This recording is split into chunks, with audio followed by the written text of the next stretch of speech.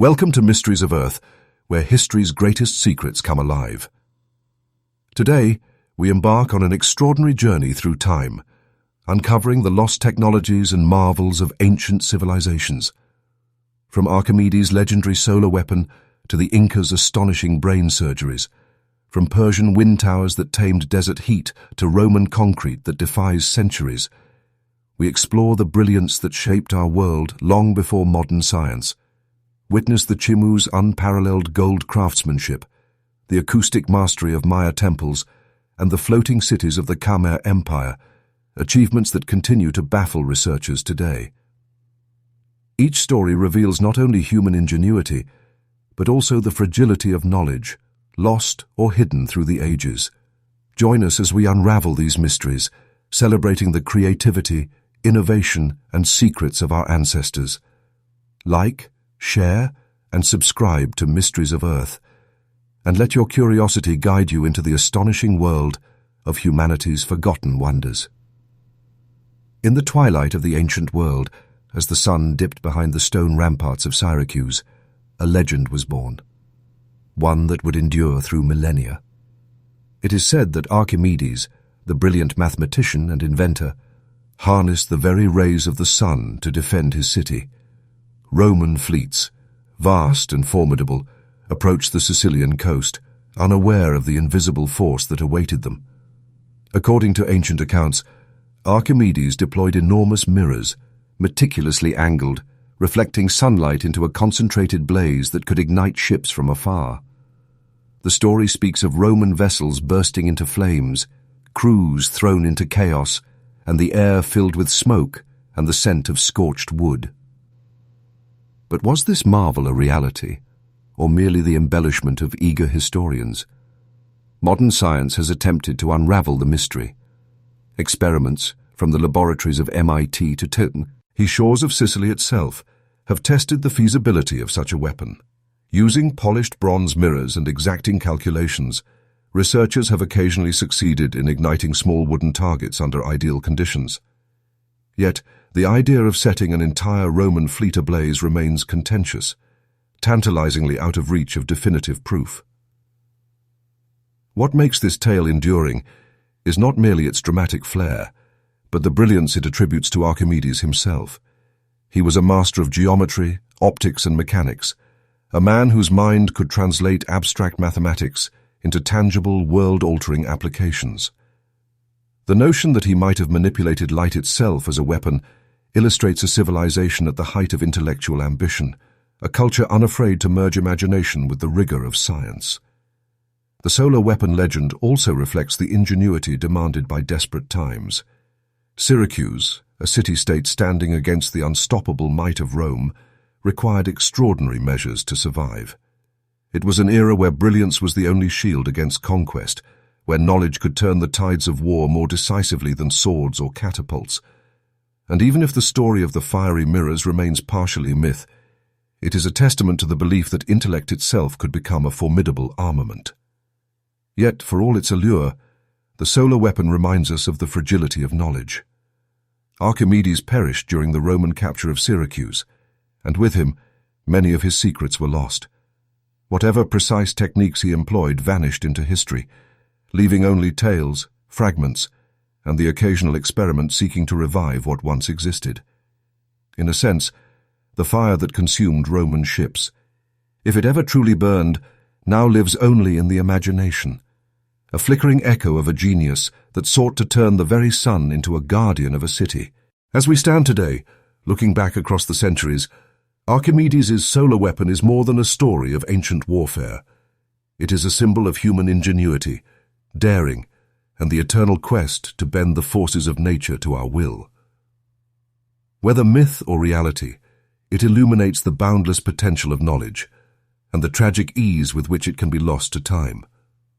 High in the Andes, where jagged peaks pierce the clouds and the wind carries whispers of centuries past, the Inca civilization thrived in harmony with both the land and the human body.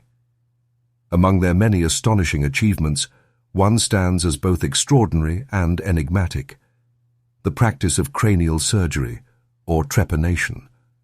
The Inca, long before modern medicine, performed delicate operations on the human skull, removing fragments of bone with astonishing precision, relieving pressure, and sometimes even treating traumatic injuries or neurological conditions. What leaves scientists and historians alike in awe is not merely the act itself, but the remarkable survival rate these patients achieved. Evidence from archaeological sites across Peru reveals skulls bearing perfectly circular openings, smoothed edges, and signs of bone healing. Some patients survived for years after surgery, their bodies testament to skill that modern medicine struggles to comprehend without contemporary tools or antiseptics.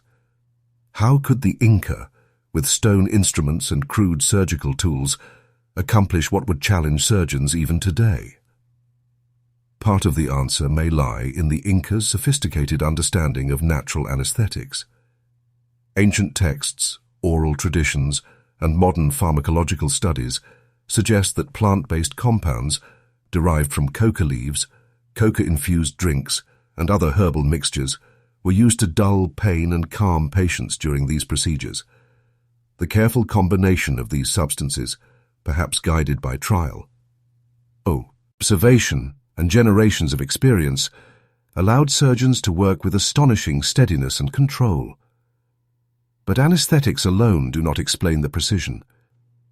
Inca surgeons seem to possess an almost intuitive knowledge of the human skull's structure, understanding where to cut and how to manipulate bone without causing fatal injury. Some researchers propose that this expertise emerged from meticulous study of injuries, battlefield wounds, and natural observation of anatomy over centuries. In essence, the Incas were blending empirical science with hands-on craftsmanship, producing results that continue to baffle modern experts. The social and spiritual context of these surgeries adds another layer of mystery.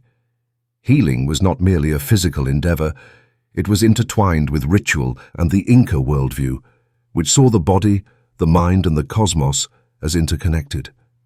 Shamans and physicians likely collaborated, their incantations, songs, and sacred practices complementing the clinical aspects of surgery, perhaps easing anxiety and fostering recovery through psychological and spiritual care. Yet despite this remarkable expertise, much of the knowledge behind Inca brain surgery vanished with the empire's fall. Spanish conquest brought violence, disease, and the systematic suppression of indigenous knowledge. Skilled surgeons were lost, their techniques unrecorded, and the fragile chain of oral tradition broken. Today, archaeologists can study the bones, chemical residues, and remnants of surgical tools, but the full understanding of Inca medicine remains tantalizingly out of reach, a brilliant secret of human history buried in the mountains. The legacy of Inca cranial surgery is more than anatomical curiosity. It is a testament to human ingenuity, resilience, and the capacity to understand and manipulate the human body with precision under extraordinary constraints. It challenges the assumption that advanced medical knowledge is solely a product of modern science. In these ancient highlands, centuries before the first European scalpel, the Incas were performing feats of healing that still inspire awe, reminding us that the pursuit of knowledge and the skill to apply it has always been a defining mark of civilization. Long before the hum of air conditioners filled our modern cities, the deserts of ancient Persia bore witness to a remarkable fusion of architecture, engineering, and environmental intuition. In these arid landscapes, where scorching winds and relentless sun could render life nearly unbearable, Persian architects devised an ingenious solution: the wind tower, or badjir. Rising like silent sentinels above the flat rooftops of desert towns, these towers captured the desert wind, channeling it deep into homes and palaces to create a natural, refreshing airflow. At first glance, a wind tower appears deceptively simple: a hollow column open to the sky, sometimes divided into multiple shafts, and carefully oriented according to prevailing winds. Yet within this simplicity lies centuries of experimentation, observation, and applied science. When the wind enters the tower, it is guided down narrow channels where it may pass over cool water reservoirs or pools. The moving air absorbs moisture, lowers in temperature, and circulates throughout living spaces below, offering relief from a heat that modern air conditioning would envy. Some wind towers incorporated multiple openings facing different directions, allowing dwellers to harness winds from every quarter. Ingeniously, the towers also worked at night. As desert temperatures dropped, cool air from the exterior would be trapped and slowly released into homes during the sweltering day, a passive system of thermal regulation that demonstrates the architect's deep understanding of the desert's rhythms. The brilliance of Persian wind towers extends beyond comfort. They were also socially and environmentally transformative. Homes in cities such as Yazd and Kashan could remain habitable even during the peak of summer, preserving health and productivity in an unforgiving climate. Public buildings, caravanserais, and palaces integrate. Wind towers seamlessly with courtyards, fountains, and vegetation, creating microclimates that were simultaneously aesthetic, practical, and sustainable. Water channels cooled the air further, while shaded areas and reflective surfaces amplified comfort, an elegant orchestration of architecture, nature, and physics. What makes these towers even more remarkable is that this knowledge was developed without modern thermodynamics or mechanical engineering. Persian builders relied on careful observation of wind patterns, trial and error, and a sophisticated sense of geometry.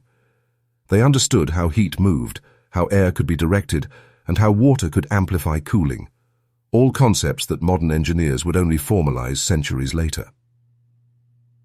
Yet, with the passage of time, many of these techniques were lost or fell into obscurity.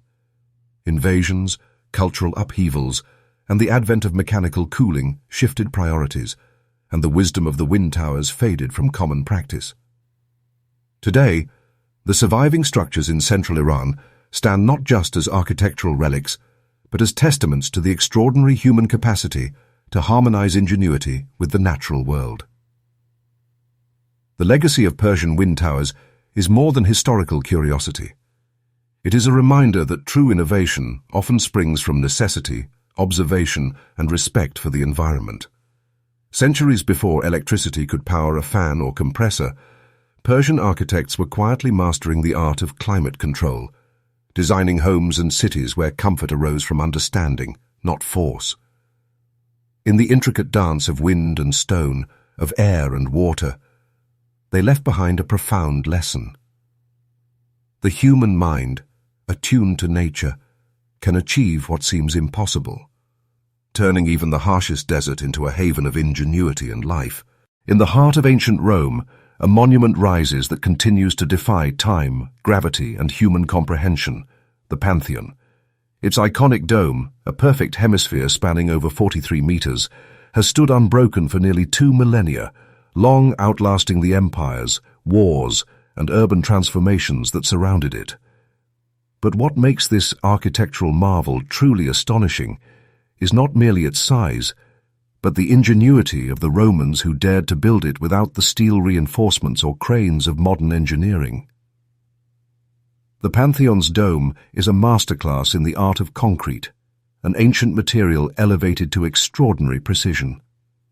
Roman architects understood the importance of weight distribution, cleverly engineering the structure so that the base of the dome could withstand the immense pressure of the upper layers. They achieved this by gradually reducing the density of the concrete as they ascended, incorporating lightweight volcanic pumice into the upper sections, while maintaining a heavier, more robust composition at the base. This ingenious technique minimized the downward force, allowing the dome to maintain its perfect curvature for centuries. At the center of the Pantheon lies the oculus, a circular opening that illuminates the interior with a celestial shaft of sunlight. More than an aesthetic flourish, the oculus serves a structural purpose. It reduces the total weight at the dome's apex, while simultaneously linking the earthly structure to the heavens above. This interplay of engineering and symbolism reflects the Romans' understanding that architecture could simultaneously serve practical, spiritual, and artistic purposes. The hidden genius of the Pantheon extends beyond materials and geometry. The Romans employed precise formwork and layered pouring techniques, carefully curing each level of concrete to achieve unparalleled strength and cohesion. The dome's thickness diminishes gracefully from base to apex, a subtle but critical design feature that channels stress outward toward the supporting walls. These walls, themselves reinforced with arches and relieving chambers, form an intricate system that allows the immense dome to float above the open interior, entirely self-supporting. Even modern engineers marvel at the Pantheon. Despite the passage of centuries, it has survived earthquakes, weathering, and human intervention with minimal damage, a feat many modern domes struggle to match. Attempts to replicate Roman concrete and dome construction have revealed that the secrets of their enduring strength lie not in mere ingredients, but in the Romans' meticulous understanding of chemical reactions, density, and structural mechanics, a knowledge lost for centuries after the empire's fall. The Pantheon is more than stone and concrete. It is a testament to human curiosity, precision, and ambition. It reminds us that the ancients were not merely builders, but thinkers who merged art, science, and philosophy into monumental forms. In every curve, in every play of light from the oculus, one can sense the profound vision of minds who looked at the sky and asked how it could touch the earth through architecture. Even today, the Pantheon inspires architects, engineers, and dreamers alike. Its silent presence evokes awe and respect, a reminder that human ingenuity, when guided by observation, experimentation, and imagination, can transcend the limits of its own era. In the dome's enduring embrace, the spirit of Rome whispers through history, inviting us to contemplate the extraordinary possibilities when knowledge, creativity, and ambition converge. In the bustling streets and temples of ancient Alexandria, a city renowned for knowledge and innovation, there lived a man whose inventions seemed to defy the very limits of imagination, Heron, the engineer, mathematician, and visionary. Among his remarkable creations were automata, mechanical devices that moved, performed tasks, and even appeared alive centuries before the modern age of robotics. These were not simple toys or curiosities. They were manifestations of an extraordinary understanding of physics, pneumatics, and the transformative potential of human ingenuity. Heron's automata were most famously used in religious temples, where they created awe and reverence among worshippers. Doors would open seemingly on their own, revealing sacred spaces without the touch of a human hand. Sculptures moved, water poured in intricate patterns, and mechanical birds sang in response to subtle triggers. To those witnessing these marvels, the line between natural and artificial blurred, leaving many convinced that the gods themselves had imbued the city with magic. Yet Heron's genius was purely mechanical, a product of meticulous study and experimentation with levers, gears, pulleys, and steam. Among his most revolutionary inventions was the eolipile, often considered the world's first steam engine. A simple yet elegant device, it used boiling water to create steam that, when channeled through pivoted nozzles, caused a sphere to spin with a quiet, mesmerizing motion.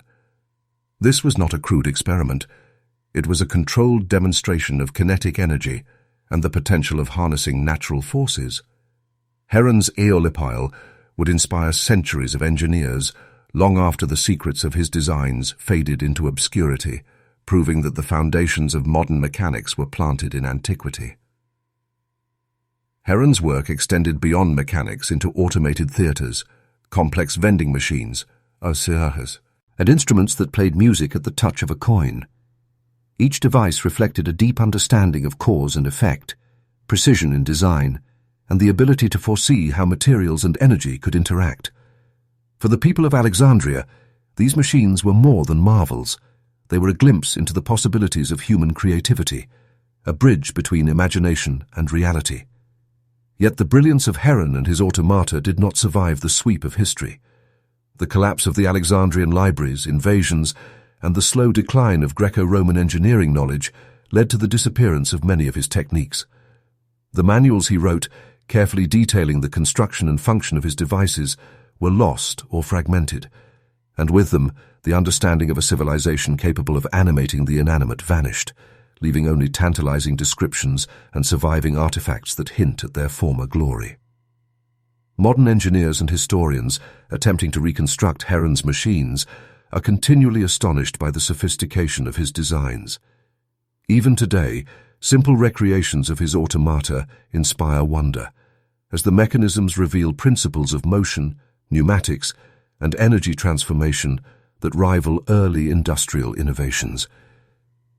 These inventions remind us that the seeds of modern science were planted long before the Industrial Revolution, nurtured by the minds of visionaries like Heron, who dared to bring the impossible to life.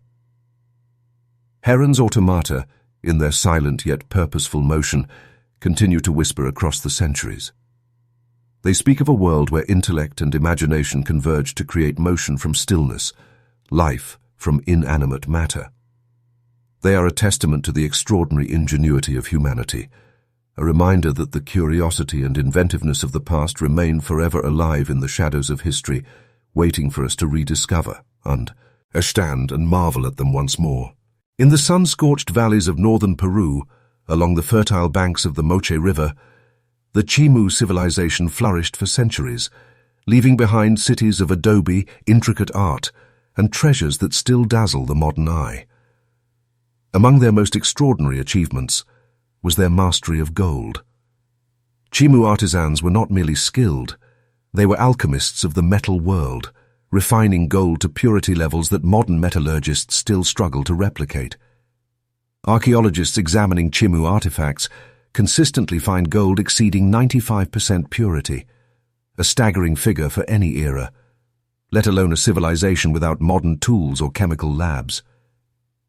These golden treasures, ornate masks, ceremonial headdresses, and delicate jewelry, do more than shine. They tell the story of a people who understood material properties, chemical reactions, and aesthetic beauty in ways that remain almost unfathomable today. The patterns are intricate, down to the millimeter, demonstrating not only technical skill, but also a profound cultural reverence for gold. Each piece seems alive, reflecting light as if imbued with the very spirit of the desert sun. Yet this knowledge vanished almost overnight with the rise of the Inca Empire. When the Inca conquered the Chimu, their armies destroyed cities, displaced artisans, and dismantled the workshops where these secrets were safeguarded. The extraordinary methods of gold refining, carefully honed over generations, faded with the deaths or displacement of the master craftsmen who possessed them. Modern researchers can only speculate about the techniques the Chimu used, as no written records survive. One prevailing hypothesis suggests that the Chimu employed a combination of chemical and physical processes far advanced for their time. Perhaps they used natural compounds, salt, charcoal, or rare minerals, to remove impurities like silver and copper from gold, achieving a level of purity that astounds even contemporary metallurgists. Others theorize that precise control of furnace temperatures and the use of organic materials like tree resin or plant leaves created the ideal conditions for refining, though no archaeological evidence of such equipment has been found. The mystery deepens when modern scientists attempt to replicate these processes. Despite decades of experimentation, they cannot fully recreate Chimu gold's unmatched purity and texture. The artisan's secret appears lost, a fleeting glimpse of human ingenuity snatched away by the tides of history. Perhaps the methods were transmitted orally, passed only to a select few within the elite, leaving the knowledge fragile and dependent on human memory. Chimu gold is not only a testament to technical skill, but also a reflection of the civilization's identity. The luminosity of the metal, combined with intricate artistry, elevated it beyond mere wealth. It was a symbol of spiritual and political power. When the Inca absorbed the Chimu, these treasures became trophies, stripped of their original context, and their crafting techniques vanished into the shadows of time. Today, as golden artifacts emerge from archaeological digs, they shine with a brilliance undimmed by centuries. They beckon us to wonder not only at the hands that shaped them, but also at the lost knowledge of a civilization capable of transforming raw earth into objects of transcendent beauty. The Chimu remind us of the fragility of knowledge, of how easily mastery can disappear, leaving only awe and unanswered questions in its wake. Their golden legacy endures as a silent challenge to modern science, to understand, to replicate, and perhaps to glimpse the extraordinary minds that once held the secrets of the sun itself. In the grand palaces and temples of ancient Rome, wealth and power were often displayed not only through monumental architecture, but through objects of subtle wonder. Among the most enigmatic of these was a type of glass said to possess the astonishing ability to change color, responding to sunlight, heat, or even the angle at which it was viewed. Ancient texts, including the meticulous accounts of Pliny the Elder, describe cups, windows, and ornamental vessels that could shift from clear transparency to deep violet, amber, or even fiery red. For centuries, these stories fascinated historians and scientists alike. Could the Romans have truly created a material centuries ahead of its time? Modern science suggests that such a phenomenon would require what we now call photochromic properties, the ability of a material to react to light and temperature, a discovery officially documented only in the 20th century. Yet the Romans, armed with rudimentary furnaces, sand, and metal ores, may have stumbled upon this effect through intuition, experimentation, and extraordinary observation. Some researchers hypothesize that minute particles of metals such as gold or silver were embedded within molten glass, producing subtle but perceptible color shifts under specific lighting conditions. Achieving such precision would have demanded an intimate understanding of chemistry, temperature control, and optical physics, knowledge that seems almost inconceivable for the era. Alternative theories propose that the color-changing effect may have been a sophisticated illusion.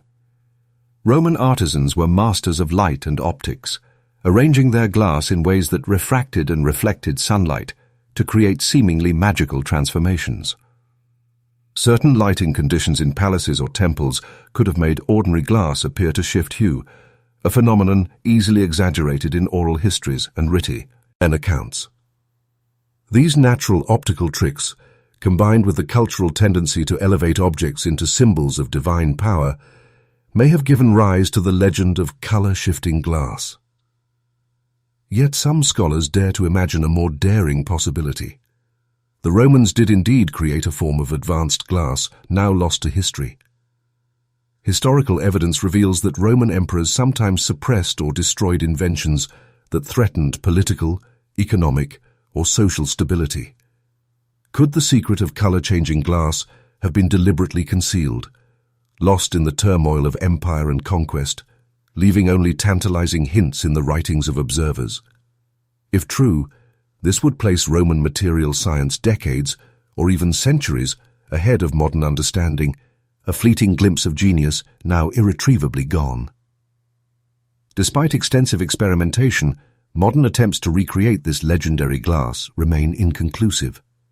Archaeologists have yet to find definitive specimens, leaving only tantalizing fragments and descriptions to spark the imagination.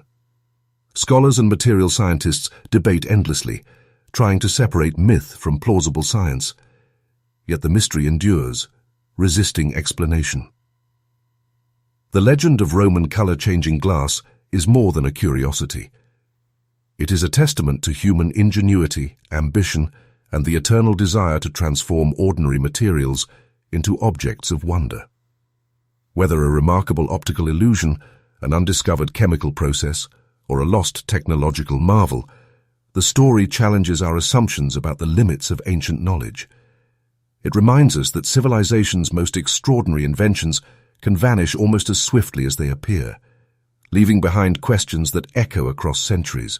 Today, as sunlight passes through the remnants of Roman glass held in museum collections, one cannot help but imagine the effect it once created. Shimmering vessels alive with color, reflecting the power, sophistication, and vision of an empire that briefly glimpsed the impossible. The Romans, it seems, left us a riddle in glass, one that continues to inspire, intrigue, and mystify those who seek to uncover the secrets of our shared human past.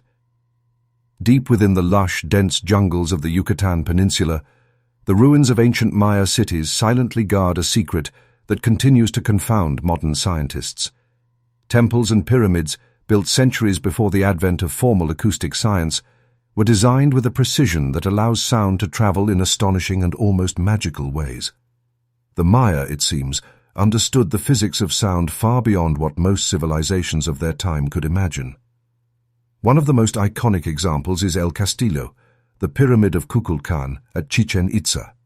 Standing at its base and clapping one's hands produces a startling echo that resembles the chirp of the sacred Quetzal bird, a sound deeply embedded in Maya mythology. This is no mere coincidence. Detailed studies reveal that the pyramid's steps, angles, and walls were intentionally constructed to manipulate echoes and resonance, projecting sound with clarity across vast spaces. Similarly, the Temple of the Warriors and other ceremonial platforms exhibit acoustic effects that carry the voices of priests and leaders with remarkable clarity, ensuring that every word reaches a congregation scattered across hundreds of meters. Archaeologists and acoustical engineers are left astounded. How could a civilization lacking modern tools, electronic amplification, or advanced mathematics achieve such precision? Some theories suggest that the Maya arrived at these techniques through careful observation of natural phenomena. They may have studied how sound behaves in caves, forests, and open valleys, gradually translating these lessons into architectural design. Centuries of trial, error, and ritual experimentation could have produced structures that not only served spiritual and ceremonial purposes, but also embodied an unparalleled understanding of resonance and frequency. Yet another layer of intrigue lies in the possibility that Maya acoustic mastery was intertwined with their spiritual and religious practices. Sound was not merely functional, it was sacred. Echoes that mimicked birds, water, or wind may have been intentionally crafted to enhance ritual experiences, creating an ethereal connection between humans, nature, and the divine. Priests and shamans may have harnessed these effects to convey messages, evoke emotion, or communicate with the unseen realms, demonstrating an integration of science and spirituality rarely seen in human history. Despite modern attempts to reverse engineer these effects, many of the exact techniques remain elusive. Even slight deviations in construction or materials dramatically alter the sound, suggesting that the Maya's methods were painstakingly refined over generations. Unfortunately, with the collapse of the ancient Maya civilization, much of this knowledge vanished. The specialized understanding of sound, preserved orally among select groups of priests and architects, could not survive the societal upheavals, leaving us with only ruins, echoes, and enduring questions. Today, standing among the weathered stone steps of Chichen Itza, one can almost hear the past come alive. A single clap, a whispered chant, or a ceremonial drumbeat resonates in ways that seem almost supernatural. These auditory phenomena remind us that the Maya were not only master builders, but visionary acousticians, capable of crafting spaces where sound itself became a living spiritual force. The Maya's acoustic mastery is a testament to the boundless ingenuity of human civilizations, revealing a knowledge that straddled art, science, and spirituality. It challenges modern assumptions about ancient capabilities and invites us to reconsider the sophistication of civilizations long thought primitive. The echoes that continue to ripple through the temples of the Maya serve as both a marvel and a mystery, a reminder that human innovation can leave an enduring legacy, resonating through time, space, and imagination. Hidden within the dense, vibrant jungles of Cambodia lie the ruins of Angkor, the heart of the once mighty Khmer Empire. While many marvel at its towering temples and intricate stone carvings, the true genius of this civilization is found not in its monuments, but beneath its feet, woven into the very waters that sustained its sprawling cities. Angkor was more than a city. It was a masterpiece of hydraulic engineering, a civilization built to thrive in one of the most challenging tropical landscapes on Earth. Centuries before modern urban planners and engineers, the Khmer developed a sophisticated network of canals, reservoirs, and water channels designed to harness, store, and regulate the region's seasonal floods and droughts. The West and East Barays, massive artificial lakes spanning kilometers, were not mere reservoirs. They acted as the lifeblood of the empire, storing water during the monsoon rains and distributing it efficiently across agricultural fields, ensuring the sustenance of a population that may have reached over 1 million people. Every canal, every sluice gate, and every embankment was meticulously calculated, blending observation of natural rhythms with human ingenuity. But what truly sets Angkor apart is the concept of floating cities.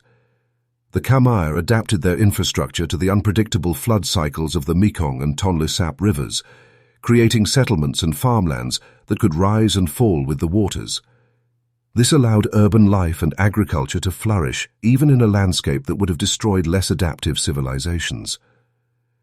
The integration of water management into the very design of the city, its temples, roads, and dwellings, speaks to a civilization that viewed nature not as an obstacle, but as a partner in engineering and survival.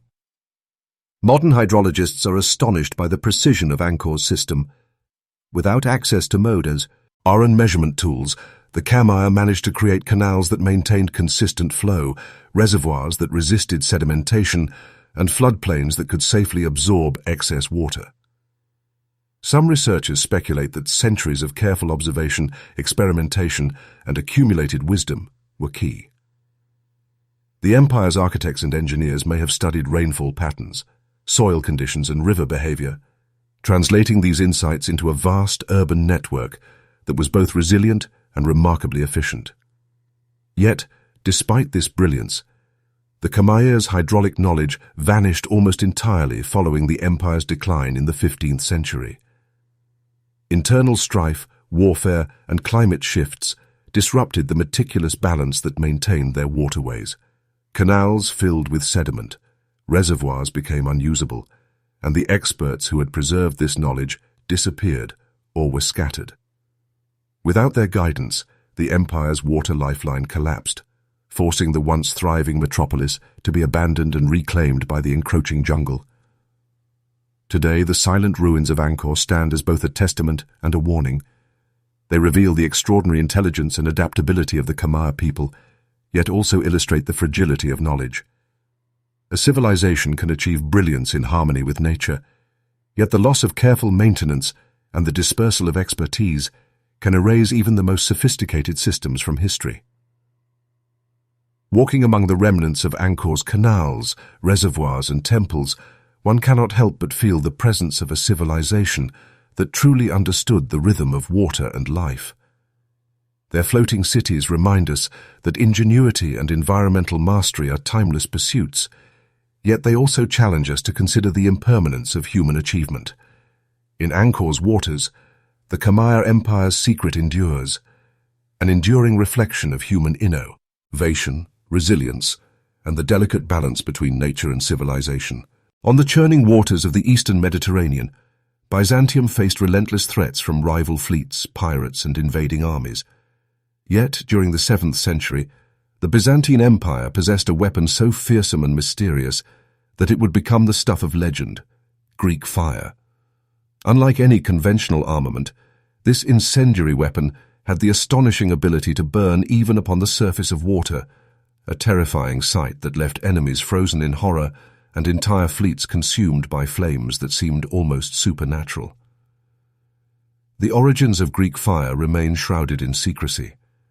According to Byzantine chronicles, it was developed under the reign of Emperor Constantine IV, but the precise recipe was a closely guarded state secret, known only to a select group of engineers and military artisans. Ships equipped with siphons, early flamethrowers of sorts, could project the substance directly onto enemy vessels, creating scenes of utter devastation. Contemporary accounts describe flames that leapt from ship to ship, consuming timber, rope, and sail in moments, while smoke and toxic fumes added to the terror of those caught in its inferno. What made Greek fire so remarkable was not merely its ability to ignite, but the technological sophistication behind its delivery. The Byzantines engineered pressurized pumps capable of projecting the flammable liquid across distances, a concept centuries ahead of its time. Some historians speculate that the mixture included petroleum, naphtha, quicklime, sulfur, and other compounds, creating a substance that could ignite spontaneously upon contact with water. Modern chemical analysis has attempted to replicate Greek fire, yet all attempts have fallen short of fully capturing its devastating effectiveness. The exact formulation and methods of deployment remain one of history's great, unsolved technological mysteries. Greek fire was more than a military weapon. It was a symbol of Byzantine ingenuity and power. During sieges, the sight of flames leaping across the waters was as much psychological warfare as it was physical destruction. Naval battles turned into apocalyptic scenes as the night sky lit up with roaring infernos and the screams of men echoed across the waves. Byzantine commanders wielded this secret knowledge carefully, understanding that the loss of such a weapon to their enemies could mean disaster. Yet, despite its effectiveness, Greek fire was lost to history. The recipe was never recorded in writing, preserved only in the memories of a dwindling number of specialists. Invasions, civil strife, and the slow erosion of institutional knowledge contributed to its disappearance. By the time the Ottoman Empire rose, Greek fire had vanished, leaving behind only fragmented descriptions, terrified eyewitness accounts, and a lingering fascination among historians and scientists alike. Today, Greek fire endures as a symbol of the hidden potential of human innovation. Its legend is a testament to the ingenuity of the Byzantines, who combined chemistry, mechanics, and military strategy to create a weapon that seemed almost magical. It reminds us that ancient civilizations were capable of astonishing technological feats that, without careful preservation, can vanish entirely from our collective memory. In the dark waters where Greek fire once ruled, the mystery still smoulders. It is a haunting reminder that knowledge can be both powerful and ephemeral. The lost formula of Greek fire challenges modern science, yet also inspires curiosity and awe, urging us to imagine the brilliance of minds that could create such marvels centuries before the industrial age. For in every forgotten secret, history whispers of human ingenuity, and the thin, fragile line between discovery and oblivion. Nestled high in the Andes, the ancient city of Machu Picchu stands as a testament to human ingenuity. Thousands of kilometers away, the ruins of Roman aqueducts and temples still endure, defying the relentless march of time and the tremors that shake the earth beneath them. Across continents and centuries, civilizations faced one of nature's most formidable challenges: earthquakes. And yet, remarkably, they developed architectural solutions that allowed their creations to endure without the benefit of modern engineering or steel reinforcements. The Inca civilization, perched along the volatile slopes of Peru, mastered a technique now referred to as ashlar masonry. Massive stones were cut with painstaking precision, each one shaped to fit perfectly with its neighbors, without the need for mortar. Walls were slightly inclined inward, creating stability against lateral forces. But the true genius lay in the flexibility of their construction. Stones were allowed minute movements during tremors, absorbing seismic energy rather than resisting it rigidly. Entire temples, terraces, and fortresses survived earthquakes that would have reduced ordinary masonry to rubble, a silent testament to centuries of accumulated observation and trial. Thousands of miles away, the Romans confronted a similar challenge. Their grand amphitheaters, bridges, and aqueducts were constructed using concrete, a blend of lime, volcanic ash, and aggregate that hardened into a remarkably resilient material. The Romans understood the importance of foundations, drainage, and geometric harmony. Vaulted ceilings, arches, and domes were not mere aesthetic choices, but ingenious structural solutions distributing weight evenly and mitigating stress during tremors. Cities like Pompeii and Herculaneum may have suffered from volcanic fury, but much of their architectural legacy endured precisely because of these earthquake-resistant designs. Across both civilizations, there was a profound understanding that architecture must live with nature, not against it. The Inca terraces, layered into mountainsides, reduced landslides, and softened seismic shocks, while Roman buildings employed shock-absorbing features in columns and foundations. These were not inventions born in laboratories, but the products of meticulous observation, of generations watching how stone, soil, and gravity interacted over centuries. Yet, despite their brilliance, much of this knowledge was fragile. It relied heavily on oral instruction, apprenticeship, and empirical wisdom. When civilizations fell, wars were waged, or knowledge keepers perished, these techniques risked disappearing. Today, archaeologists and engineers study Inca walls that have survived centuries of earthquakes and Roman aqueducts that have endured floods, fires, and tremors, seeking clues to replicate these ancient marvels. Modern science has confirmed what ancient builders instinctively knew.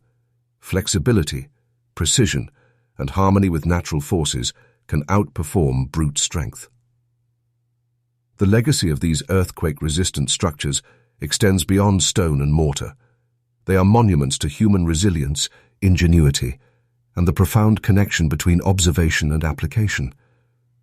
Each surviving wall, terrace, or arch tells a story of societies that dared to master the unpredictability of the earth, creating spaces that were not only functional and beautiful, but enduring.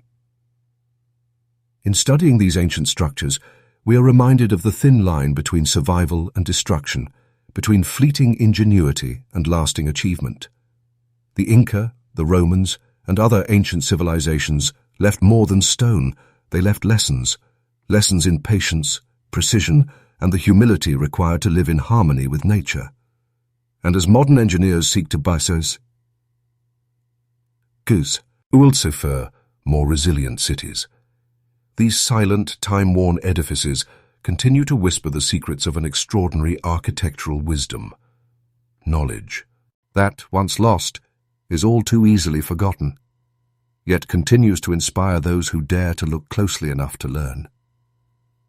Hidden beneath the waves of the Aegean Sea for more than 2 millennia, a shipwreck whispered secrets of a civilization far ahead of its time.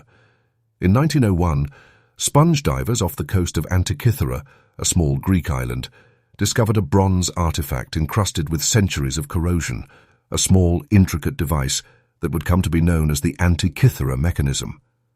At first glance, it appeared to be nothing more than a collection of gears and wheels, yet as scientists painstakingly cleaned and analyzed it, an extraordinary truth emerged. This was the world's first known analog computer. Dating back to around 100 BCE, the Antikythera mechanism was designed to predict the movements of celestial bodies, the sun, the moon, and possibly even the planets, decades in advance. Its complex arrangement of interlocking bronze gears, many of them precision-cut with teeth, allowed it to model astronomical cycles with remarkable accuracy. It could calculate eclipses, track the Olympiad calendar, and map the intricate dance of heavenly bodies, all within a device the size of a shoebox. For a civilization that lacked electricity, microchips, or modern mathematics, this achievement is nothing short of miraculous. Researchers studying the mechanism have marveled at its precision. Each gear ratio was meticulously calculated, and inscriptions etched on its surfaces provided instructions for its use. Ancient Greek engineers demonstrated not only mechanical skill, but a profound understanding of astronomy and mathematics, translating the invisible patterns of the cosmos into tangible, functional machinery. It was more than a tool. It was a bridge between the celestial and the human, a testament to humankind's desire to comprehend the universe. What makes the Antikythera mechanism truly astounding is that it predates similar technological sophistication by more than 1,000 years. Comparable devices did not reappear in history until the development of astronomical clocks in medieval Europe. How could the ancient Greeks have conceived such a device? Was it the product of a singular genius, a secret school of engineers, or a widespread technological knowledge that has been lost to the centuries? Scholars debate fiercely, but no definitive answer has yet emerged. The mechanism's discovery raises profound questions about the transmission of knowledge. How could a civilization so advanced in certain fields vanish so completely from historical memory? The shipwreck hints at a forgotten world where science, artistry, and engineering converged in ways we are only beginning to understand. The Greeks' ability to translate abstract cosmic principles into mechanical reality challenges our assumptions about the limitations of the ancient world. Beyond its technical genius, the Antikythera mechanism evokes a poetic dimension. Imagine an ancient scholar turning its dials, tracing the paths of the sun and moon across the sky, contemplating eclipses centuries before they occurred. It is a device that embodies curiosity, precision, and the timeless human desire to grasp the cosmos. In its gears, we see a reflection of humanity itself, a civilization reaching out to the heavens with both wonder and intellect. Today, the Antikythera mechanism continues to captivate scientists, historians, and engineers alike. Modern imaging and computational techniques have revealed layers of complexity previously unimaginable, and each new discovery brings us closer to understanding its full purpose. Yet, despite our advancements, the mechanism remains a tantalizing enigma, a reminder that the ancients achieved feats of ingenuity that can still astonish and inspire us. The Antikythera mechanism, a small relic of bronze and genius, whispers a powerful lesson across the millennia. That knowledge, no matter how advanced, is fragile, and the universe, though observable, is endlessly mysterious. It beckons us to look deeper, to question more, and to honor the extraordinary intellect of those who came before, leaving behind marvels that continue to challenge the very limits of human imagination. In the dusty corridors of Iraq's National Museum, a small, unassuming artifact quietly challenges everything we think we know about ancient technology. Unearthed near Baghdad in the 1930s, these curious clay jars, later dubbed the Baghdad Battery, have perplexed archaeologists and engineers alike. Each jar contained a copper cylinder surrounding an iron rod, carefully sealed with bitumen, hinting at a purpose far beyond ordinary storage. Some researchers propose a radical theory. These were early electrical devices, capable of generating a small electric current. Dating back nearly 2 millennia to the Parthian period, the jars raise profound questions. Could ancient civilizations have understood the principles of electricity long before Alessandro Volta's famed experiments in the 18th century? Experiments conducted with reconstructed jars suggest that if filled with acidic liquids like vinegar or lemon juice, the devices could indeed produce a weak electric current, enough perhaps to electroplate thin layers of metal or power simple chemical reactions. Yet controversy surrounds their true function. Skeptics argue that the jars might have been mundane storage vessels, used for sacred scrolls or perfumes, and that the electrical theory is merely speculative. No written records or inscriptions hint at their purpose, leaving us with tantalizing possibilities rather than concrete answers. Some suggest they may have been part of ritualistic practice, yes, merging science with spirituality in ways we barely comprehend. What is undeniable is the sophistication of their construction. The copper cylinder and iron rod were carefully designed to avoid contact, allowing the chemical reaction to occur safely inside the sealed container.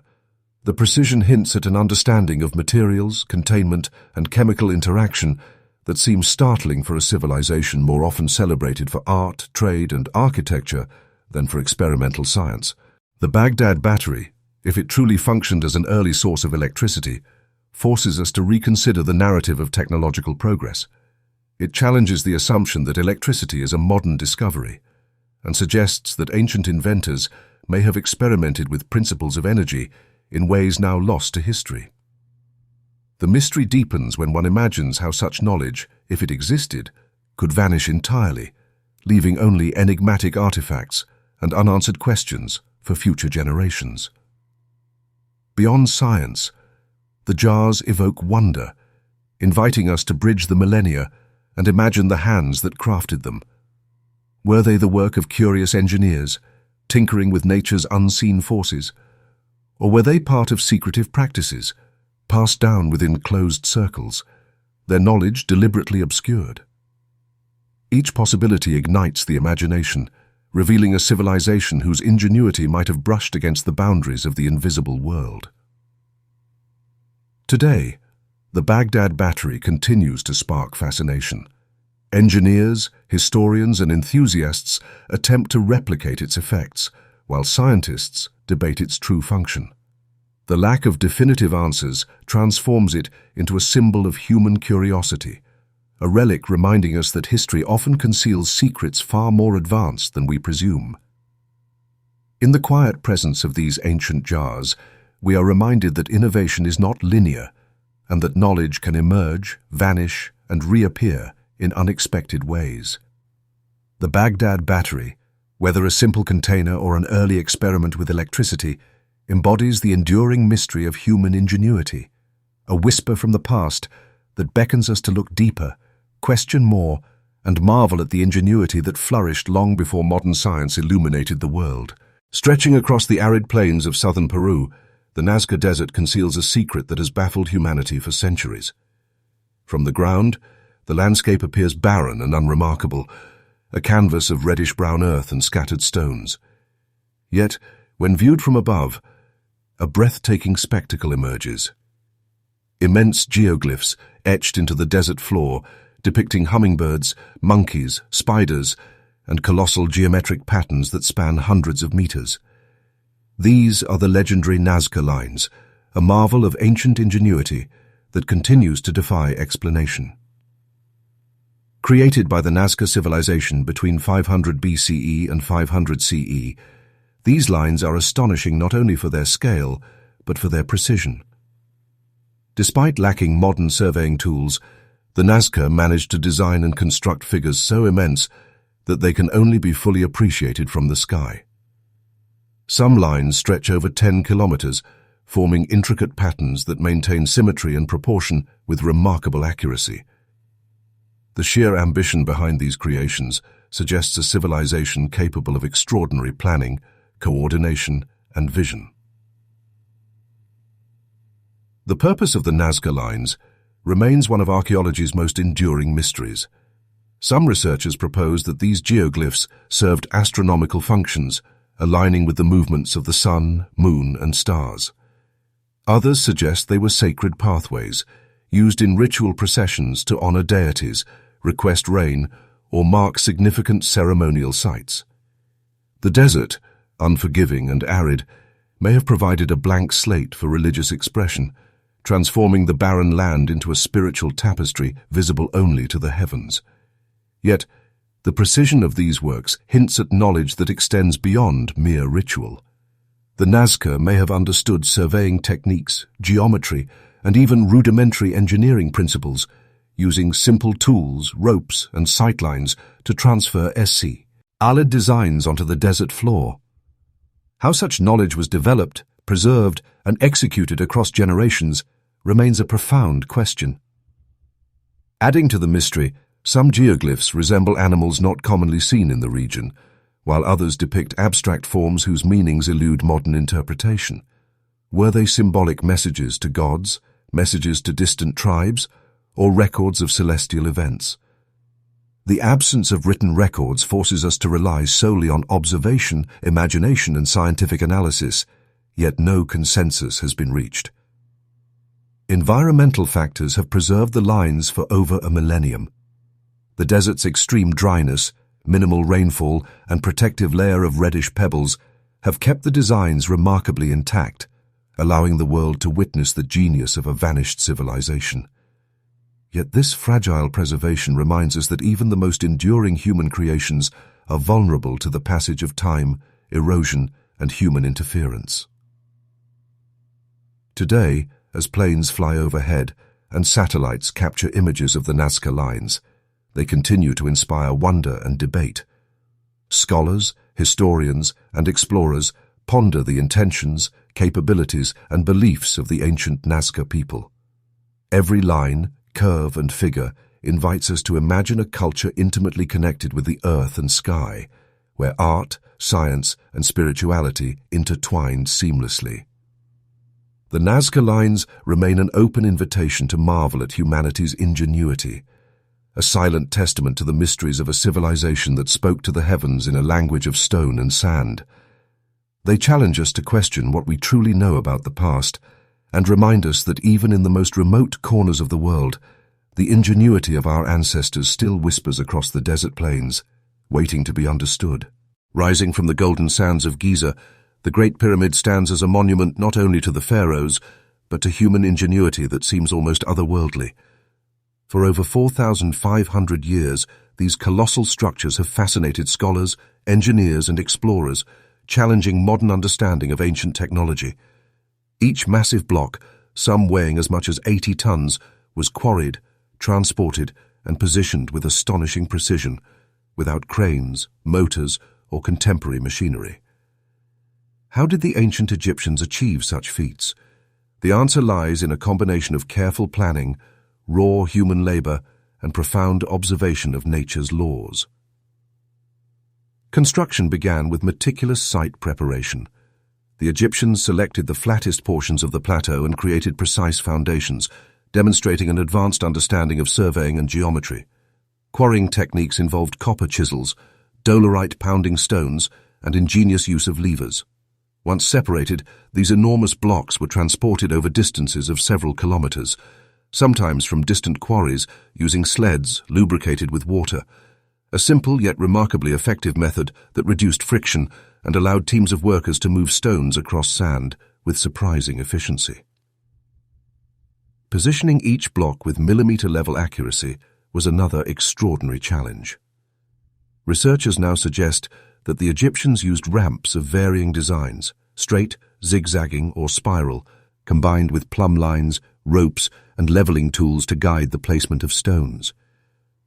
The organization of tens of thousands of laborers required not only logistical mastery, but also a deep social and administrative structure, ensuring that every worker, from quarryman to overseer, performed their role flawlessly. Beyond transportation and placement, the pyramid's internal architecture reveals astonishing sophistication. The alignment of the Great Pyramid is oriented almost perfectly with the cardinal points, a feat that may have involved careful astronomical observation of the stars. Chambers, corridors, and air shafts demonstrate an understanding of structural stability and ventilation, ensuring the monument's endurance for millennia. Such precision indicates knowledge that surpasses mere trial and error, hinting at a systematic methodology rooted in observation, experimentation, and accumulated experience. The materials themselves add to the enigma. Limestone, granite, and basalt were carefully chosen for their strength and symbolic significance, while the outer casing, now mostly lost, once reflected the sunlight so brilliantly that the pyramid appeared to glow, a beacon visible for miles. The interplay of material science and artistic vision suggests a civilization that did not separate function from aesthetics. Every stone had both structural and symbolic purpose. Even today, modern engineers marvel at how such immense projects were completed with tools that seem almost primitive by contemporary standards. Despite centuries of research, no single theory fully explains every aspect of pyramid construction, leaving room for wonder, speculation, and continued investigation. The Great Pyramid is more than a tomb. It is a testament to human ambition, ingenuity, and the relentless pursuit of perfection. It stands as a silent reminder that even without modern technology, the ancient Egyptians harnessed knowledge, labor, and vision to achieve what still challenges the limits of our imagination. Every angled stone, every perfectly aligned corridor whispers a story of a civilization capable of bending the laws of possibility, leaving a legacy that continues to inspire awe across the sands of time. Along the sunlit shores of the Mediterranean, remnants of Roman harbors endure the relentless pounding of waves, centuries of storms, and the slow erosion of time, yet they remain remarkably intact. Aqueducts still span valleys with elegant precision, channeling water as they did 2,000 years ago. How did the Romans craft concrete so durable that even modern engineering struggles to match it? The secret lies not merely in ingredients, but in the Romans' profound understanding of chemistry, materials, and the very earth beneath their feet. Roman concrete, or opus caementicum, was a masterful blend of lime, volcanic ash, and carefully chosen aggregates. Unlike modern Portland cement, this mixture possessed the rare ability to strengthen over time, a living material that chemically reacted with seawater to create new mineral formations. Scientists today call it a self-healing concrete, for microscopic cracks would trigger mineral growth that sealed the damage naturally, a property modern engineers still struggle to replicate. The Romans also understood the subtleties of their environment. Coastal harbours received a specific blend of volcanic ash called pozzolana, which, when mixed with lime and seawater, produced concrete capable of withstanding constant immersion in the harsh Mediterranean currents. Inland aqueducts and buildings employed different local materials, demonstrating not only technical knowledge, but an adaptability that reflected centuries of observation and experimentation. This was engineering honed by trial, error, and an intuitive grasp of chemistry long before chemical equations existed. Construction techniques amplified the strength of the material. Workers carefully layered concrete, allowing it to cure slowly and evenly. Wooden forms and scaffolding were used to shape arches, vaults, and domes, ensuring structural stability while maximizing durability. The Romans' ability to engineer both form and substance created buildings that would not only endure, but also inspire awe for millennia. The durability of Roman concrete is more than a technical marvel. It is a testament to a civilization's ingenuity.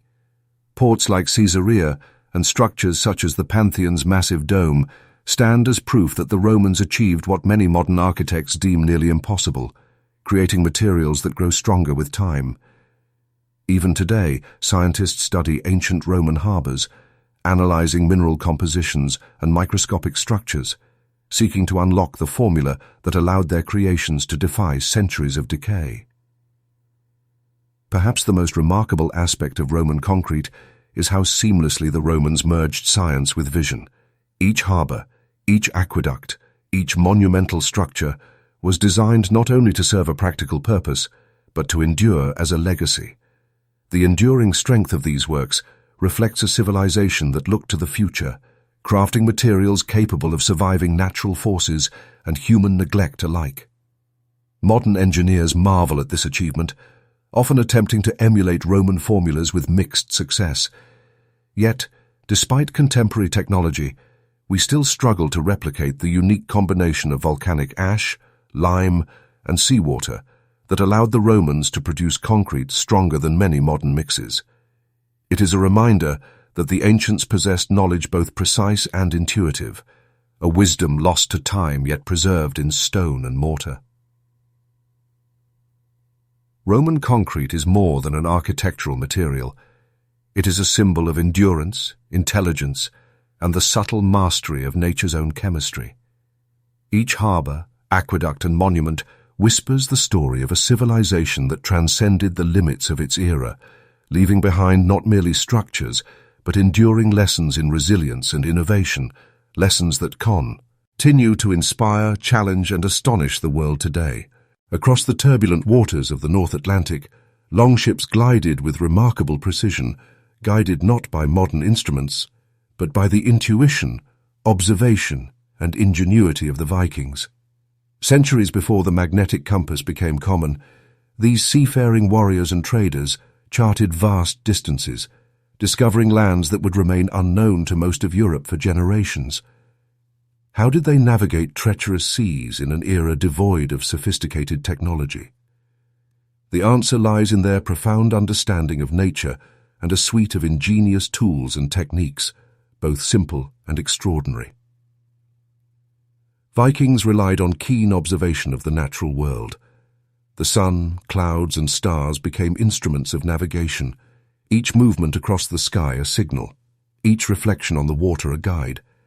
Even when the horizon disappeared into fog or storm, they could infer direction from ocean currents, wave patterns, and the behavior of seabirds. Certain species of birds, for instance, never stray far from land. So observing their flight in the morning or evening could reveal the proximity of shorelines. Yet the true marvel of Viking navigation was the legendary sunstones, crystalline minerals believed to detect the polarization of sunlight. In the uncertain light of the Arctic summer or the low, dim sun of northern winters, these stones may have allowed sailors to determine the sun's exact position, even when it was obscured by clouds or fog. Experiments with modern polarizing filters suggest that such techniques could indeed reveal orientation, offering an ancient form of celestial compass centuries ahead of its time. Vikings also employed remarkable methods to track latitude. By measuring the height of the sun or certain stars at specific times of day, they could approximate their position relative to the equator. Combined with memory and experience of wind patterns and ocean currents, this celestial knowledge allowed them to traverse open seas that would have terrified even the most skilled mariners of later eras. Each voyage required not only technical skill, but also acute observation, patience, and intuition, a harmony of human perception and the rhythms of nature. The open seas demanded more than knowledge. They required courage and resilience. Viking longships, light, flexible, and designed for both ocean travel and river navigation, allowed for daring exploration and rapid response to shifting conditions. These vessels were as much a product of their engineering genius as the navigation methods that guided them. Their ability to survive storms, find hidden coves, and traverse hundreds of miles of unknown waters attest to an unparalleled combination of craftsmanship and navigational mastery. Yet much of this knowledge was oral, passed from master sailor to apprentice, generation to generation. Maps were rare, and written instructions nearly non-existent. Each captain was both a scientist and a storyteller, decoding nature's signals and embedding their understanding in practical wisdom, tales, and ritual. The loss of this oral tradition in later centuries makes the Vikings' feats all the more remarkable, leaving historians and scientists to reconstruct their methods through archaeology, sagas, and experimental voyages. The story of Viking navigation is not merely one of exploration.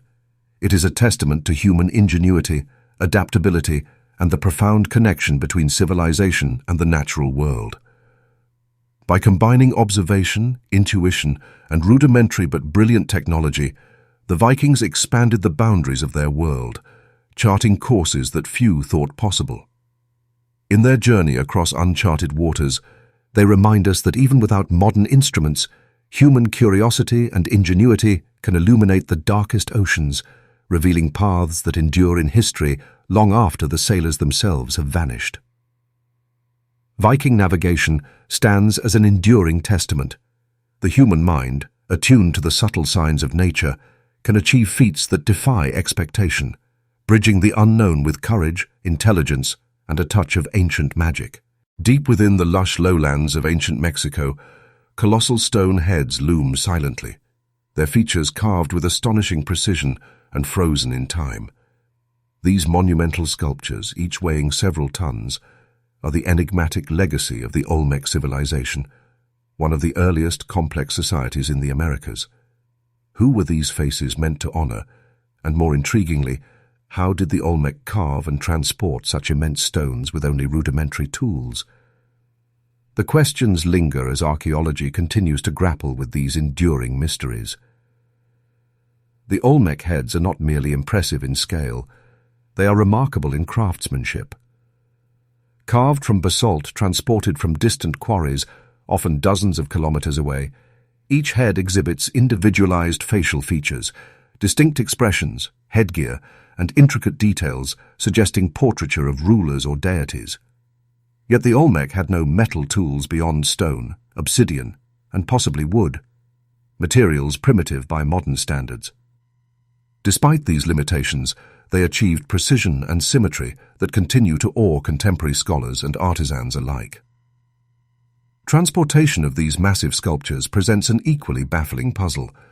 Some heads weigh as much as 50 tons. Without wheels or draft animals, how did the Olmec move them across uneven terrain, through dense forests and across rivers? Experimental archaeology suggests that teams of hundreds may have employed wooden rollers, ropes, and sledges, coordinated with remarkable discipline and understanding of leverage. This feat required meticulous planning, communication, and logistical expertise, implying a highly organized society capable of sustaining massive collaborative projects over long distances. Yet beyond the physical achievement lies an even deeper layer of sophistication. The placement of these heads within ceremonial centers suggests intentional alignment, not with sacred or symbolic spaces. The Olmec likely imbued each colossal visage with cultural, political, or spiritual significance, transforming stone into both a monument and a statement of authority. The act of carving, transporting, and erecting these heads was therefore not merely labor. It was a ritualized expression of power, identity, and reverence, connecting the living community with ancestral and divine forces. Modern researchers continue to debate the techniques employed. Some propose that the Olmec used abrasion, pounding with harder stones, or sand as a polishing agent to gradually sculpt the features. Others highlight the possibility of sophisticated surveying methods to ensure uniformity and proportionality, perhaps using string lines, plumb bobs, or rudimentary templates. Each theory underscores one undeniable fact. The Olmec combined ingenuity, patience, and coordination in ways that challenge assumptions about the technological capabilities of early civilizations. Time has shrouded much of the Olmec story in mystery. Unlike later cultures, they left no extensive written records, leaving us to interpret their intentions through stone, artifact, and landscape. Every head is a silent witness to a vanished world, its origins partially obscured by centuries of erosion, human activity, and the dense jungle reclaiming its territory. Yet the enormity and precision of these monuments speak clearly. The Olmec possessed extraordinary knowledge of materials, mechanics, and human organization, a testament to their sophistication and vision. The colossal heads endure as a profound reminder of humanity's capacity for creativity and collaboration. In an era without modern machinery, the Olmec achieved what seems almost impossible, blending art, engineering, and ritual into a lasting legacy. Each stone visage, with its enigmatic gaze, challenges us to reconsider what ancient civilizations could achieve and how knowledge, once lost or obscured, can continue to inspire awe millennia later. In the silent gaze of the Olmec heads, we glimpse the ingenuity of a civilization that moved mountains, both literally and figuratively, leaving behind mysteries that invite us to marvel, explore, and imagine the brilliance of human potential in the distant past. In the sun-baked plains of the Indus River nearly 5,000 years ago, a city rose that would astound future generations with its ingenuity.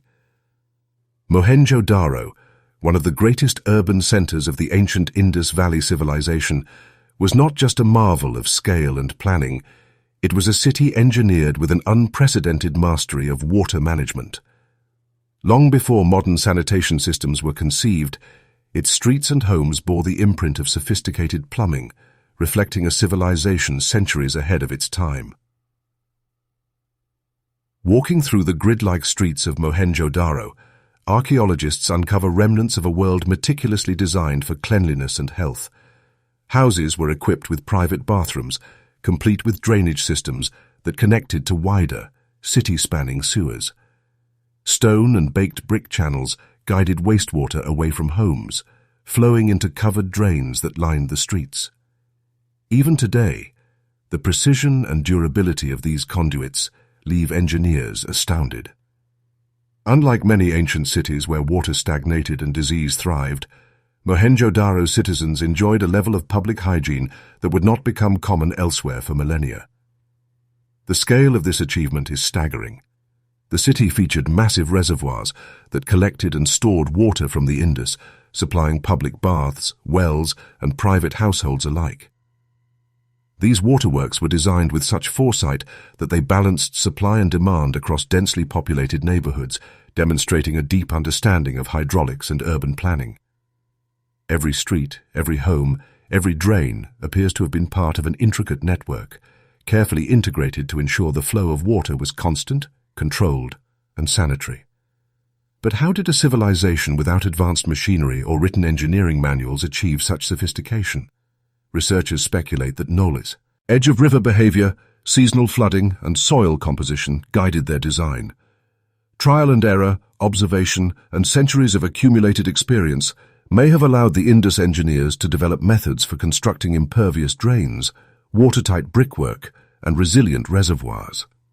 The absence of monumental inscriptions leaves much to interpretation, but the physical evidence speaks volumes.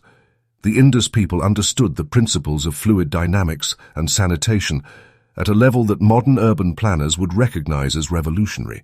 Mohenjo-Daro's Great Bath stands as the centerpiece of this hydraulic mastery. A large, sunken pool, lined with carefully fitted bricks and waterproofed with bitumen, it may have served ceremonial or communal purposes, but it also demonstrates the city's ability to control water on a massive scale. Surrounding homes feature smaller bathing areas connected to waste channels, creating a network that ensured cleanliness while minimizing the spread of contaminants. In an era when disease often decimated populations, the Indus Valley's plumbing systems reveal a civilization profoundly committed to public health and civic engineering. Yet, as with many marvels of antiquity, the knowledge that built Mohenjo-Daro vanished with the city's decline. When the Indus Valley civilization collapsed, likely due to climate shifts, river course changes, and social upheaval, the secrets of their water management were lost. Future societies, lacking access to this accumulated wisdom, would have to reinvent basic sanitation centuries later, unaware of the sophisticated solutions that had once existed. Today, the remnants of Mohenjo-Daro's plumbing are silent witnesses to a lost era of technological brilliance. They challenge our assumptions about ancient societies, forcing us to recognize that ingenuity, foresight, and careful observation of nature can yield innovations far ahead of their time. The canals, drains, and reservoirs are more than relics. They are echoes of a civilization that mastered the life-giving and life-preserving force of water, crafting urban environments that rival modern standards of sanitation and engineering. In the shadow of these ancient channels and baths, we are reminded that human ingenuity is timeless, and that knowledge, once lost, can inspire generations long after a civilization has vanished. Mohenjo-Daro's plumbing is not merely a technical achievement. It is a testament to the vision, discipline, and care of a people who understood the power of water to shape life itself. Beneath the sun-baked plains of Mesopotamia, between the winding rivers of the Tigris and Euphrates, a civilization flourished nearly 4,000 years ago that gazed into the heavens with astonishing precision. The Babylonians, masters of mathematics and observation, were not content to simply watch the sky. They sought to understand its rhythms, predicting the movements of the moon, planets, and stars with an accuracy that would astonish even later civilizations. Their tools were humble: clay tablets, cuneiform inscriptions, and meticulous records of celestial events. Yet with these simple instruments, Babylonian scholars developed mathematical frameworks capable of forecasting lunar cycles, eclipses, and planetary motions with a reliability that seems almost miraculous for the ancient world. Over generations, these observations were carefully recorded, forming a continuous archive that allowed patterns to emerge and laws of cosmic motion to be discerned long before telescopes and modern astronomy existed. Among their most remarkable achievements was the prediction of lunar and solar eclipses. The Babylonians noticed the repeating cycles of celestial events, eventually identifying the Saros cycle, a period of approximately 18 years after which eclipses recur. By tracking subtle changes in the moon's path and recording intricate sequences of planetary alignments, these scholars could warn of an eclipse years in advance, a feat that demanded patience, precision, and a profound understanding of celestial mechanics. Planetary movements were no less mesmerizing. Observing Mercury, Venus, Mars, Jupiter, and Saturn, Babylonian astronomers charted their paths across the night sky, noting retrograde motions and subtle shifts. These observations were not mere curiosities. They were woven into the fabric of religion, agriculture, and governance.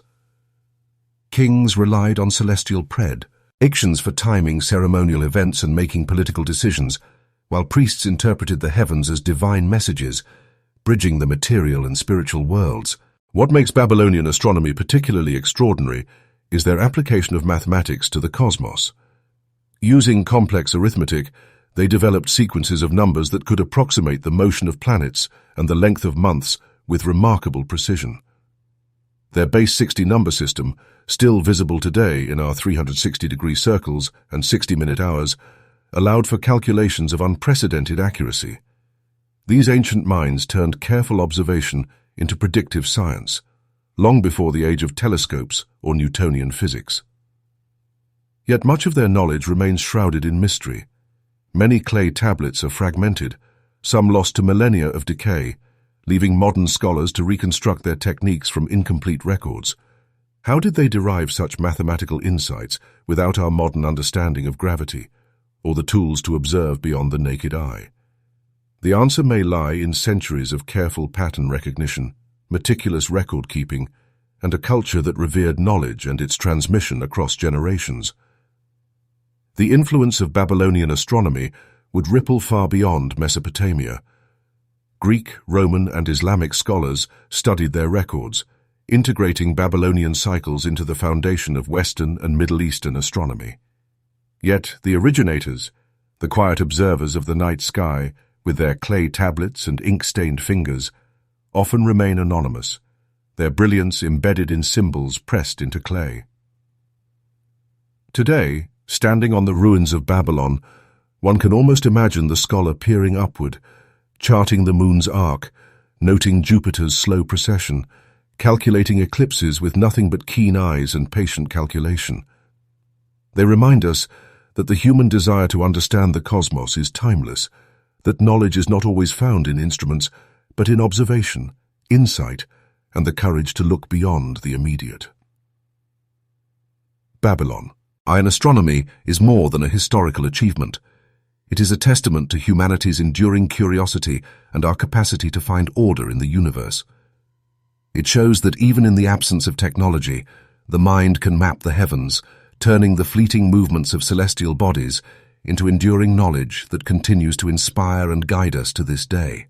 In the cradle of civilization, where the Tigris and Euphrates rivers converged into fertile plains, the Sumerians rose as architects of knowledge, building not just cities of mud brick and stone, but a legacy etched into clay for millennia to come.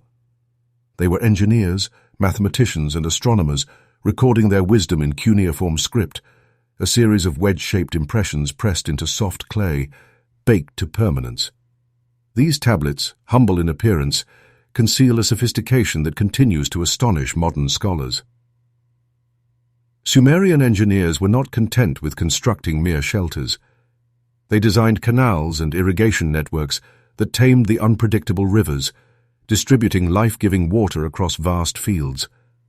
Their urban planning demonstrated remarkable foresight, balancing residential areas, temples, and marketplaces with functionality and aesthetics. What allowed them to achieve such precision? The answer lies in the cuneiform tablets, which preserve detailed instructions, measurements, and calculations, revealing an intimate understanding of geometry, surveying, and hydraulics. Mathematics was the backbone of Sumerian engineering. Using a sexagesimal or base 60 system, they performed calculations that allowed for precise division of land, accurate prediction of seasonal flooding, and even early concepts of algebra. Some tablets detail complex computations for the construction of ziggurats, ensuring that these towering temples remained stable over centuries. Others contain astronomical tables correlating the movements of the moon and planets with agricultural cycles, a clear testament to the seamless integration of celestial knowledge into practical, earthly applications. Yet these clay records were not mere manuals. They were vessels of encoded wisdom, accessible only to those trained in the art of cuneiform. Knowledge was guarded, passed down through scribal schools and priestly academies, ensuring that each generation inherited not just instructions, but a deeper understanding of the principles behind the work. This duality of practical skill and theoretical insight allowed the Sumerians to achieve feats that would astound civilizations centuries later. One striking example is the Sumerians' mastery of structural forces. Clay tablets reveal calculations for load distribution in walls and foundations, demonstrating an intuitive grasp of engineering principles that predate formal physics by millennia. They understood how to align city walls, construct bridges, and shape waterways to minimize erosion. Practical solutions encoded in symbols that survive only because of their ingenious permanence. Even in astronomy, the cuneiform tablets show unparalleled precision. By tracking the stars, moon, and planets, Sumerian scholars could predict eclipses and seasonal shifts, guiding agriculture, religious rituals, and civic planning. Their observations informed both practical life and spiritual understanding, linking the heavens to the earth in a continuum of knowledge. What makes the Sumerian achievement all the more extraordinary is the fragility of these records. Millennia of desert winds, floods, and human destruction could have erased their wisdom entirely. Yet thousands of tablets endure today, providing a window into a civilization that fused science, mathematics, and engineering into a coherent, almost modern system of knowledge. Each pressed wedge is a message from the past, a testament to human ingenuity and the capacity to encode complex understanding for generations yet unborn. As modern scholars painstakingly reconstruct these ancient calculations, we gain not only insight into Sumerian engineering, but also a profound appreciation for the origins of human intellect. The Sumerians remind us that even without computers, cranes, or telescopes, our ancestors were capable of extraordinary insight, translating observation and experience into enduring wisdom. Their cuneiform tablets are not just relics, they are a bridge across time, connecting the ingenuity of the past with the curiosity of the present, whispering the Endu, ring truth that knowledge, once encoded and preserved, can survive the ages to inspire the world anew. Long before industrial furnaces and modern laboratories, human civilizations were forging secrets in fire and metal, shaping materials with a mastery that continues to mystify contemporary science. Ancient metallurgists were alchemists of practicality and art, blending ores, minerals, and flames to create tools, weapons, and ornaments that were both functional and astonishingly beautiful.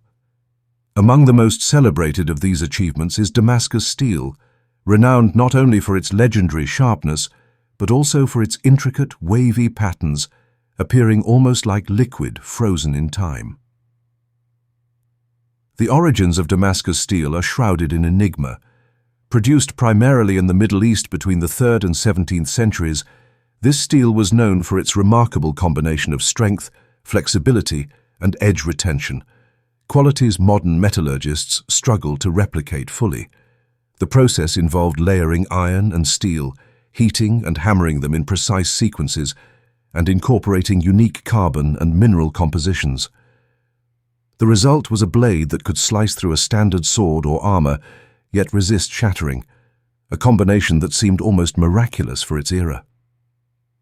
But Damascus steel was not an isolated marvel. Across the globe, civilizations were experimenting with metals, discovering alloys and tempering techniques far ahead of their time. The Celts, for example, produced copper and bronze alloys that supported large-scale weapons production and artistic craftsmanship. In India, Wootz steel, often considered the precursor to Damascus, was smelted from high-purity iron and carbon-rich materials, producing metal of unparalleled strength and a distinctive crystalline structure. Japanese swordsmiths, centuries later, refined similar principles into the legendary katana, demonstrating that across continents, humanity was unlocking secrets of molecular structure and thermal treatment without formal chemistry. What remains truly astonishing is how these metallurgists achieved such precision with only empirical methods.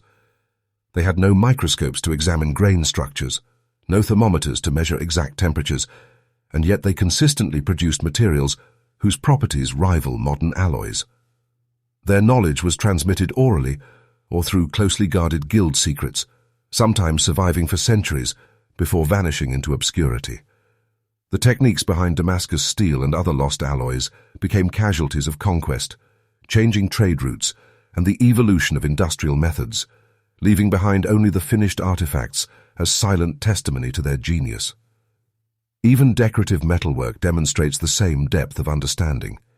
The intricate gold, silver, and bronze items crafted by civilizations like the Chimu, Egyptians, and Celts reflect a profound grasp of not only chemical reactions, but also aesthetic principles. The artisans understood how to manipulate malleability, hardness, and oxidation to achieve enduring beauty, ensuring that their creations would resist the corrosion of time and climate. Modern metallurgy continues to study these ancient techniques, seeking to replicate their results and understand the lost knowledge encoded in a single blade, coin, or ornament.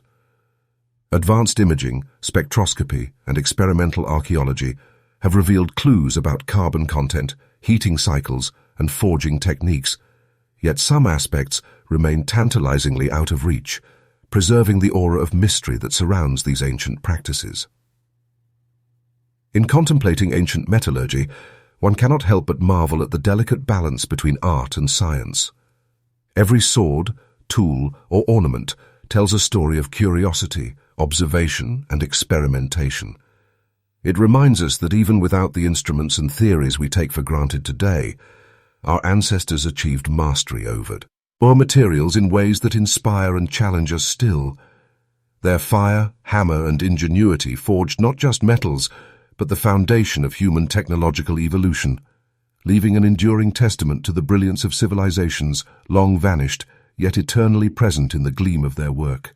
High in the windswept plateaus of Tibet, where the air is thin and the mountains stretch like silent sentinels to the sky, an ancient ritual unfolds, one that bridges the material world with the spiritual and life with the heavens.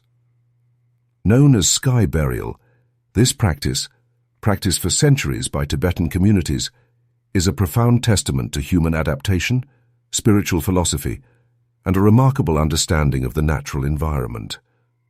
It is both a rite of passage and a carefully orchestrated ecological solution, demonstrating that death, in this culture, is not an end, but a transformation. In the high-altitude regions of Tibet, the harsh terrain presents a unique challenge. The frozen ground and rocky soil make conventional burial nearly impossible, and dense forests for cremation are scarce. Sky burial, known locally as jatur, evolved as a response to these conditions, harmoniously blending practical necessity with spiritual beliefs. In this ritual, the body of the deceased is placed on a mountaintop, exposed to the elements, and left to be consumed by vultures, considered sacred messengers of the gods. This act is not merely utilitarian. It reflects the Buddhist philosophy of impermanence, the belief that the soul moves on, leaving the physical form to sustain life and the cycles of nature. The preparation of a sky burial is meticulous. Monks and ritual specialists carefully cleanse and dress the body, performing prayers and incantations to guide the spirit on its journey. Sometimes the body is dissected in specific ways to facilitate the natural decomposition process, and the location is chosen for optimal visibility to birds, ensuring that every part of the practice aligns with both ecological and spiritual principles. Every step embodies a profound understanding of anatomy, ecology, and behavior, long before modern science formally studied such relationship. As vultures, central to the ritual, are not random scavengers, but crucial participants in a carefully balanced ecosystem. The Tibetans' respect for these birds is evident. The survival of the species and the continuation of this sacred practice are intertwined. In this way, the ritual embodies a sophisticated ecological knowledge. By feeding the birds, the community sustains the local environment, preventing disease and maintaining natural cycles, a remarkable symbiosis between human culture and nature. Beyond the environmental logic, sky burial is a meditation on mortality. Observers often speak of the solemnity and awe inspired by the ritual, the silence of the mountains, the stillness of the body, and the slow, inevitable ascent of life returning to life. For the Tibetan people, this is not morbidity, but reverence. The deceased becomes part of the living world again, contributing to the balance of existence, a sacred gift to the earth and sky. In modern times, as Tibet faces ecological and political changes, the tradition of sky burial persists, adapting to new challenges yet preserving its spiritual core. Scholars, anthropologists, and travelers continue to study and witness this extraordinary practice, often struck by its elegance and wisdom. It is a rare window into a worldview where death is not feared, but integrated into the natural order, where human ingenuity and spiritual insight converge in a single, breathtaking ritual. The Tibetan sky burial remains more than a cultural curiosity. It is a living testament to the harmony that ancient societies could achieve with their environment and beliefs. In every stone platform, whispered prayer and soaring vulture, we glimpse a civilization that understood life, death, and the cycles of nature with a sophistication that continues to inspire awe. It reminds us that knowledge is not only measured in tools and machines, but also in the intimate understanding of life's fragile, interconnected web, an understanding that modern society is only beginning to fully appreciate. Hidden in the quiet stacks of libraries, wrapped in time's layers of dust and secrecy, lies one of history's most beguiling enigmas, the Voynich Manuscript, a book that for over 6 centuries has confounded linguists, cryptographers, and historians alike, resisting every attempt at comprehension, its pages filled with strange plants, cryptic diagrams, and an unknown script that seems almost otherworldly. This is not merely a book. It is a puzzle, a window into a mind and a time lost to history, daring the curious to unravel its secrets. The manuscript is named after Wilfrid Voynich, the Polish book dealer who acquired it in 1912, but its origins stretch much further back. Carbon dating places it in the early 15th century, somewhere in Central Europe, yet its purpose and authorship remain cloaked in mystery. Scholars who examine its pages encounter a language that defies classification, a script that appears consistent and deliberate, suggesting intention yet utterly untranslatable. Despite the proliferation of modern cryptography, AI analysis, and pattern recognition, the manuscript's contents remain a tantalizing enigma, like a whisper from the past that refuses to be understood. The illustrations within the manuscript are equally perplexing. Exotic plants, unlike any known species, twist across the vellum with a botanical precision that suggests observation yet defies classification. Circular diagrams, star charts, and mysterious charts, reminiscent of alchemical or astrological charts, hint at a world of knowledge, of science, medicine, and ritual, perhaps centuries ahead of its time, or perhaps symbolic, encoding a hidden wisdom lost to us. Each page radiates a sense of purpose, as though the creator intended the work to be both seen and hidden, accessible yet obscured, a mirror reflecting knowledge and secrecy at once. Many theories have been proposed to explain the Voynich Manuscript. Some suggest it is an elaborate cipher, a coded compendium of medieval science, or an herbal manual, carefully encrypted to protect its wisdom.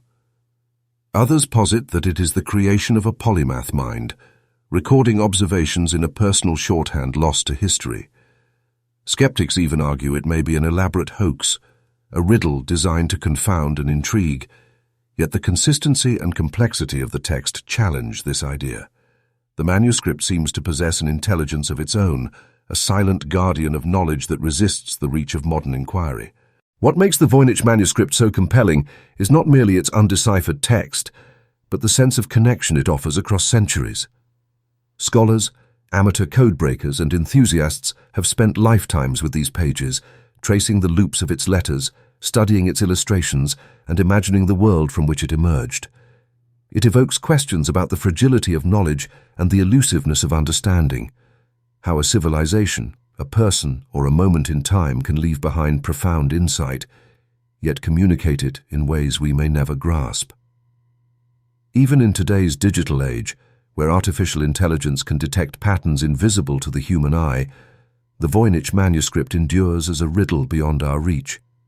It is a reminder that the past often guards its secrets jealously, and that human curiosity is eternal, forever drawn to the mysteries that refuse to yield.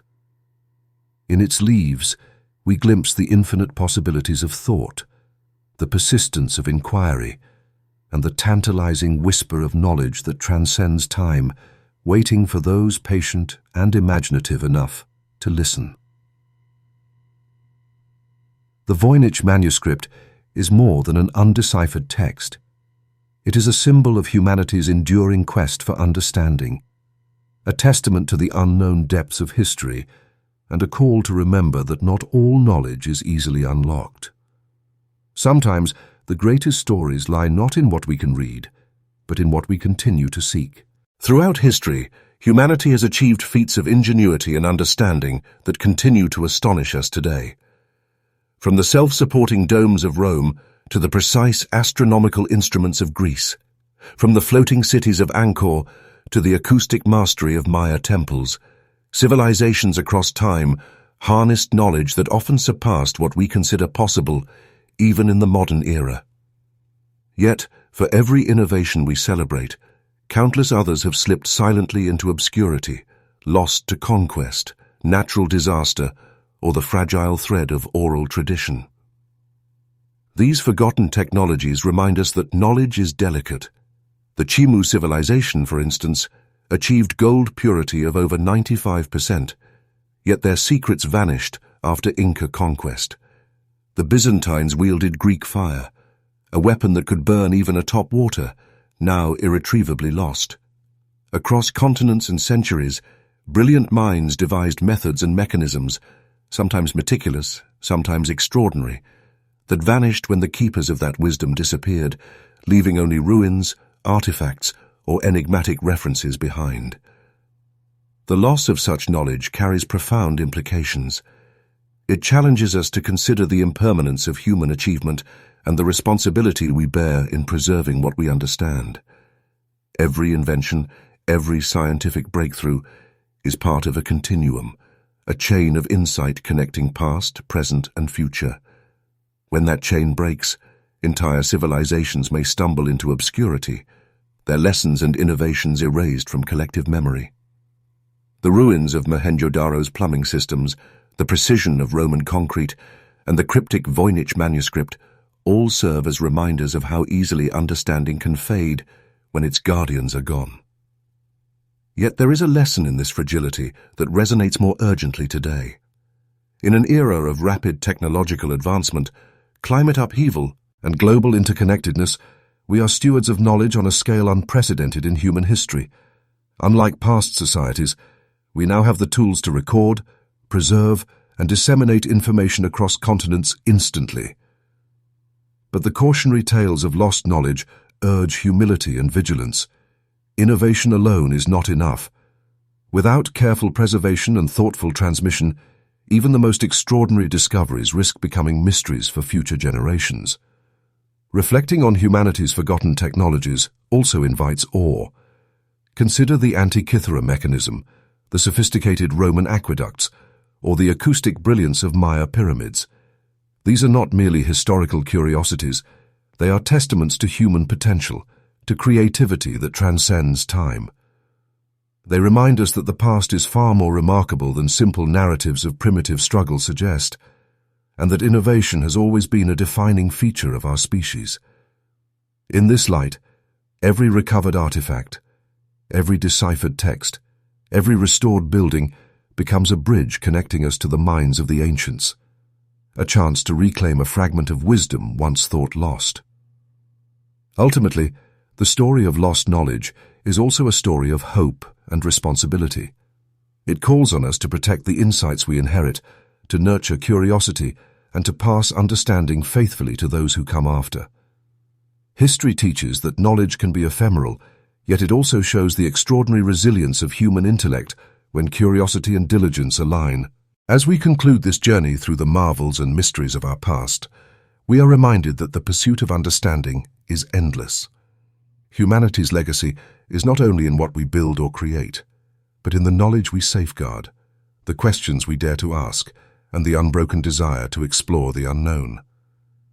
Every ancient secret, every vanished technology, whispers a challenge to us, to preserve, to learn, and to ensure that future generations inherit not a world of forgotten wonders, but a living tapestry of wisdom and discovery. The story of lost knowledge is a mirror, reflecting both our vulnerabilities and our potential. In listening to it, we honor the past and commit ourselves to a future where humanity's greatest achievements are never truly lost. As we draw this journey through the astonishing technologies of our ancestors to a close, we are reminded that history is far richer and more mysterious than we often imagine. From the dazzling gold of the Chimu to the secret fires of Byzantium, from the acoustic wonders of Maya temples to the floating cities of the Kamaya Empire, humanity has repeatedly achieved feats that challenge our understanding even today. These marvels, now lost or shrouded in mystery, speak to the boundless creativity and ingenuity of those who came before us. Yet they also remind us of the fragility of knowledge, how easily brilliant ideas can vanish when wisdom is not preserved. If this journey has sparked your curiosity, continue exploring, questioning, and marveling at our shared past. Don't forget to like, share, and subscribe to Mysteries of Earth for more stories that uncover the hidden wonders of human history.